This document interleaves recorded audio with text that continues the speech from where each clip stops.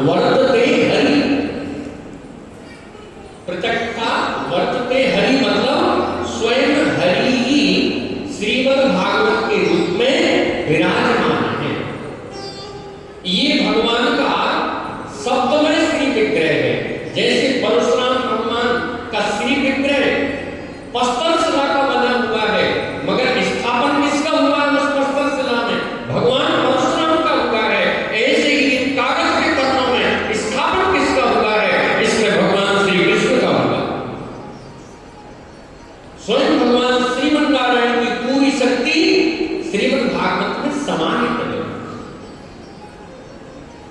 देखो भगवान से दो का संबंध है। गंगा जी का प्राकट्य हुआ भगवान के श्री चरणों से, और कथा का प्राकट्य हुआ भगवान के श्री मुख से। तो बताइए शर्मा जी, दोनों बहनों में बड़ी कौन हुई?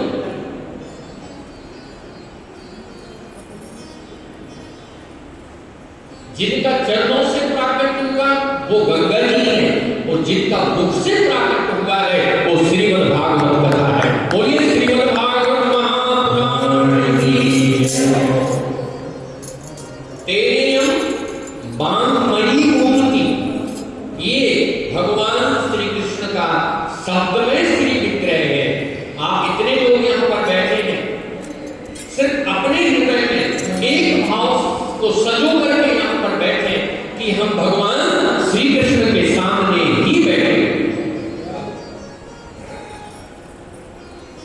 देखिए प्रिय सज्जनों, भाव की बुद्धि में ही भगवान का प्राकट्य होता है। अगर हृदय में भाव नहीं है तो भगवान ना पहले थे ना आज है। और हृदय में अगर भाव है तो भगवान पहले भी थे और भगवान आज भी है और ये नहीं है। आज भी है ये कहना भी ठीक नहीं, वो ये नहीं है। और हम लोगों के बीच में है, हमारे हृदय में है। दुनिया में अगर कोई नजदीक है हम सबके, तो वो एक भगवान ही नजदीक है। उनसे अधिक नजदीक इस वसुंधरा पर कोई नहीं हो सकता। तो श्रीमद् भागवत महापुराण के अलग अलग सत्र हैं। सबसे पहले इस कथा को भगवान श्रीमन्नारायण ने लक्ष्मी माता को सुनाया। देखिए, फिर भगवान श्री हरि ने उनकी ही नाभि कमल से प्रकट हुए ब्रह्मा जी को ये श्रेष्ठ ज्ञान प्रदान किया। उन्हीं ब्रह्मा जी ने इसी ज्ञान को नारद जी को दिया। और 24 अवतारों में नारद जी भगवान के ही अवतार हैं। उन्हीं नारद जी ने उन्हीं 24 अवतारों में इस ज्ञान को भगवान वेदव्यास को दिया।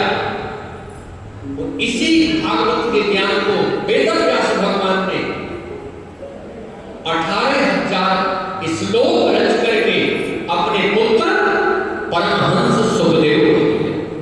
और उन्हीं परमहंस सुखदेव ने इस ज्ञान को राजा परीक्षित को दिया। देखिए, हमारे यहाँ आचार्यों ने बहुत अच्छी बात कही है।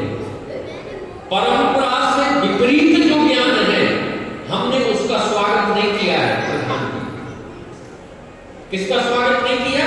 हमने किसका सम्मान नहीं किया? जिस ज्ञान की कोई परंपरा नहीं है, हमने ऐसे ज्ञान का सम्मान नहीं। उदाहरण के लिए हम अधिकतर किस परिवार को सम्मानित करते हैं? जिनकी वंश परंपराएं चल रही हैं, और जिनकी वंश परंपराएं किसी कारण से खंडित हो जाती हैं, तो उस परिवार का चाहे वो कितने ही धनपति क्यों ना हो, हम उनका सम्मान नहीं करते। बात समझ में आई? ऐसे ही भारतीय दर्शन, भारतीय मनीषा उसका सम्मान करती है जो ज्ञान परंपरा से प्राप्त हो रहा है, जो संप्रदाय से प्राप्त हो रहा है। संप्रदाय का अर्थ कोई संकीर्णता नहीं। उदाहरण के लिए प्रधान जी अलग स्कूल में पढ़े, लमानिया जी अलग स्कूल में पढ़े, क्योंकि आपका बेटा और बड़े स्कूल में पढ़ा, और फिर उसका पुत्र और ख्याति वाले स्कूल में पढ़ा, तो महिमा किस जो अव्वल नंबर की यूनिवर्सिटी में पढ़ा, जिसकी परंपरा कोई प्राचीन है, ऐसे ही हमने उस ज्ञान का स्वागत किया है जो ज्ञान परंपरागत है, जो ज्ञान श्रीमद् नारायण से चल करके यहां तक आया है। तो हम परंपरागत ज्ञान का सम्मान करते हैं। तो भागवत की अपनी एक परंपरा है, ये परंपरा से प्राप्त ज्ञान है। निगम कल्प तरोर गरितम फल। निगम मतलब ये वेद भगवान की शाखा पर लगा हुआ फल है, जिसको श्रीमद् भागवत कहते हैं। और ये फल ऐसा नहीं है, ये फल पका हुआ है। तो पका हुआ भी नहीं है, रसीला है, मीठा। मीठा है कैसे पता लगे कि मीठा है? ऐसे पता लगेगा कि इसमें सुपने चोंच लगा। बड़े बूढ़े लोग यहाँ बैठे प्रधान जी, जिसने तोते का जूठा फल खाया होगा उसको पता होगा कितना मीठा होता है। बोल, अब आज के बच्चे तो कभी आम का डायरेक्ट फल बेचारों को इतने किस्मत वाले हैं कि उन्हें मिल ही नहीं सकता। ये तो हम और आपने खाया था, क्यों? तो तोते ने जिसमें चोंच लगा दी है कि यहाँ बड़े बूढ़े लोग बैठे हैं, बताइए वो फल मीठा होता है कि नहीं होता है? होता है।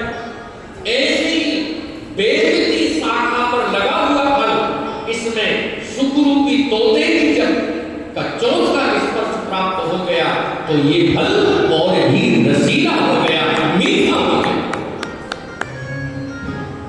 तो ऐसी श्रीमद् भागवत कथा, भक्तों का इसमें चरित्र है, इसलिए इसका नाम भागवत है। भागवता प्रोक्तम, भगवान के श्रीमुख से प्रकट हुआ है, इसलिए इसका नाम भागवत। ये मैंने अभी निवेदन किया, ये ज्ञान परंपरा से आया है। और एक बात और आपके ध्यान में लाऊं, नारायण की परंपरा, लक्ष्मी जी की परंपरा। जब भगवान श्रीमद् नारायण श्रीमद् भागवत कथा श्रवण कराते हैं तो 1 महीने तक ये कथा चलती है। और श्रोता कौन होते हैं शर्मा जी? माता लक्ष्मी, उससे 3 होते हैं, चौथा श्रोता नहीं होता। तो आप कहोगे महाराज वहां 3 ही श्रोता थे, तो हमको ये फल कैसे मिल गया? ध्यान से सुनिएगा, वहां देखने में 3 श्रोता थे, मगर जो 1 वक्ता थे, 2 श्रोता थे, मगर जो 2 श्रोता थे वो सारे दुनिया के जीवों का प्रतिनिधित्व कर रहे थे। बोलिए भक्तवत्सल भगवान की जय।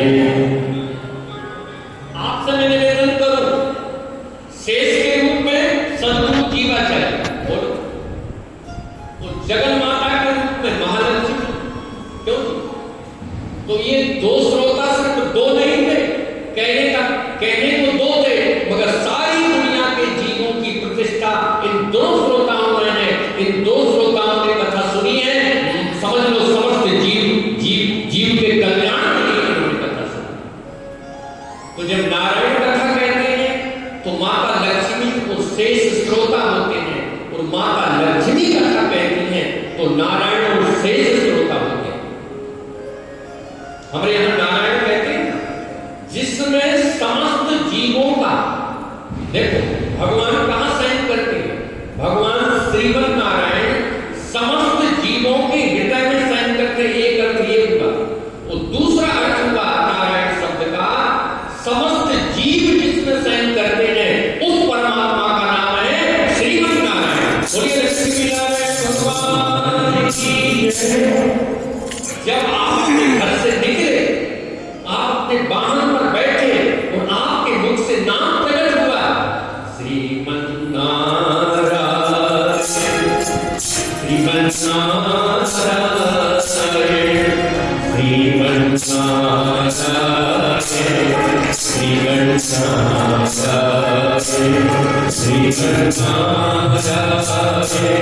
श्रीमद् नारायण,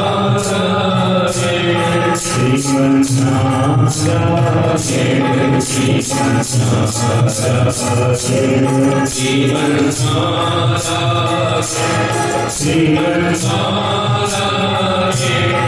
Shri